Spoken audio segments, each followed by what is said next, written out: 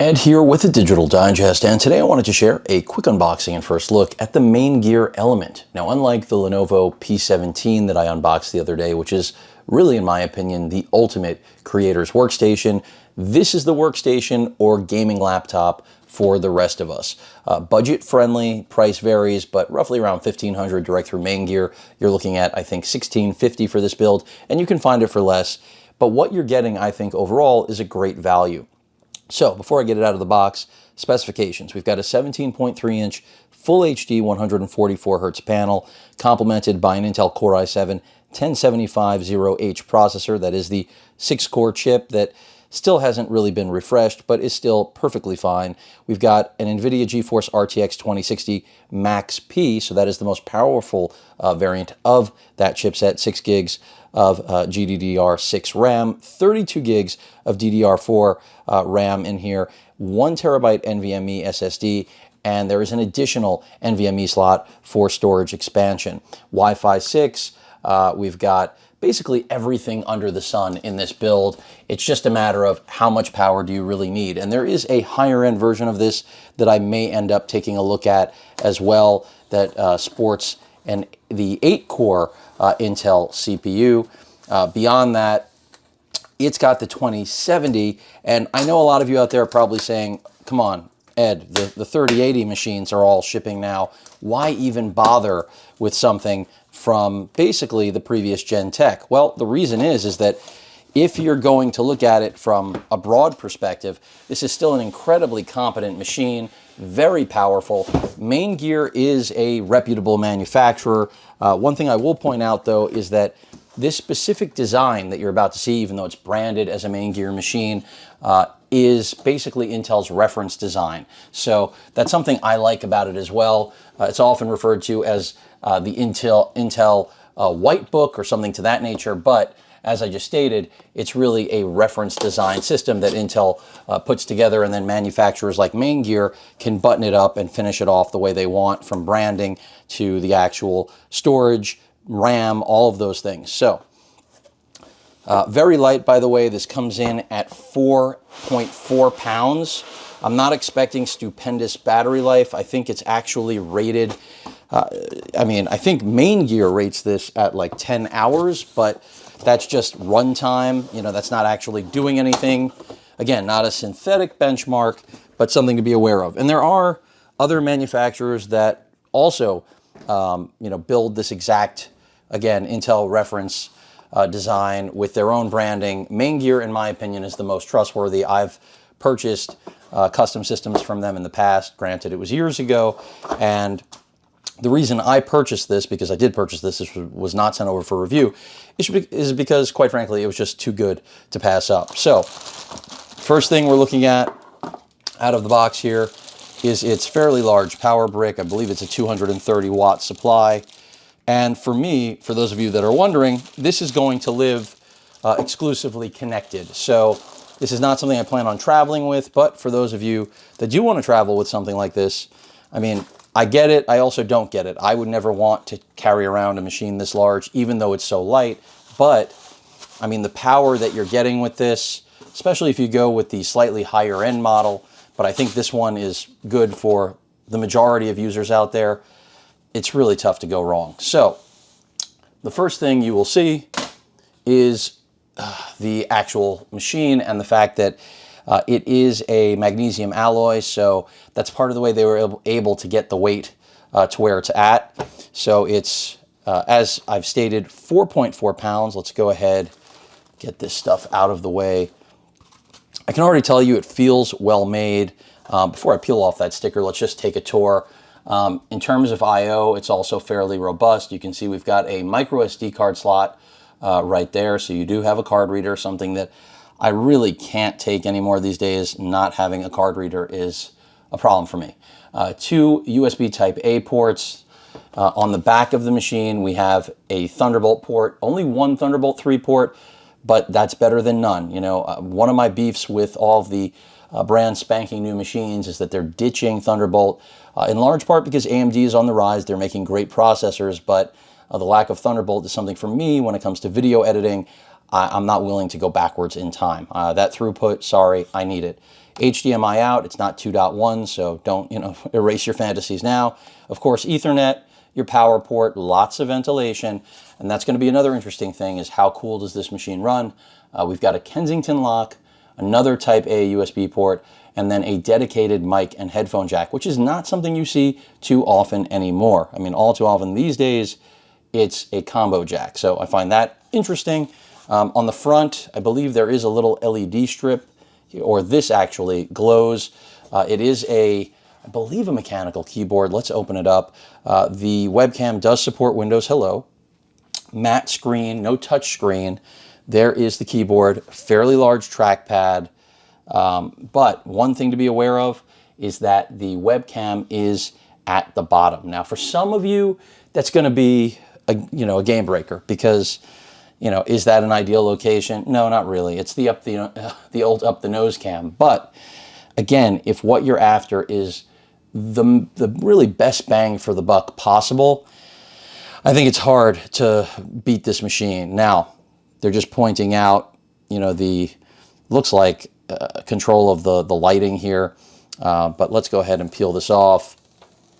To me, the look, feel, and overall package that this puts together is really, again, what makes this machine so unique. We have a glass trackpad with Intel Precision drivers, and besides a power button right here, which I'm going to hit just to see if we do have a charge. Looks like we do. We also have a dedicated performance button right here. From what I can tell right now, no backlight bleed on the display, which was a concern of mine, because again, being an Intel white book or reference design, it's a possibility. Although I do feel that Maingear holds their standards higher than a lot of other manufacturers out there. That's why their boutique builds are as expensive as they are. The keyboard, this was something that when I looked at initially, I was not in love with what it looked like, and for obvious reasons. I mean, of all of the keyboards on the market, it just looks cramped, but again, I plan on using this as a workstation if it lives up to the standards that I'm aspiring to.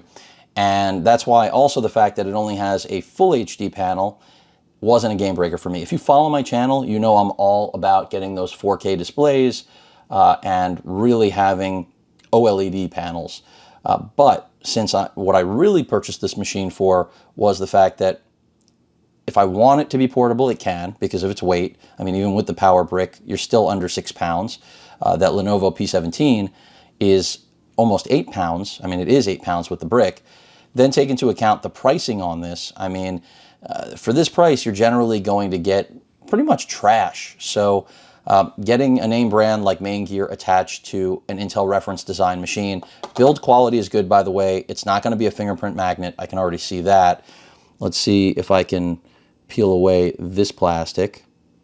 I don't know that I have much of a nail to grab it. I'm trying. Of course, it's reacting. I should have done it. There we go. Feels good. Yeah, definitely liking that. So, I mean, overall, I'm impressed. My biggest concern with this machine really was going to be backlight bleed, because the research I had done personally about it was predominantly centered on some panels are good, some panels are bad. And I get it. It's a reference book, a reference design, so that doesn't mean that it's going to be fantastic. And when it comes to its biggest shortcoming, I would say I've got to go to the keyboard. I mean, it's just, again, it's a fairly cramped design, but for me that won't really matter, because as I said, as a workstation, to be using this for video editing, and if I want a game, I have that possibility. I've shied away from gaming laptops because I've always seen them as kind of a throwaway. Within a year, their value is just terrible. It's like 50% depreciation.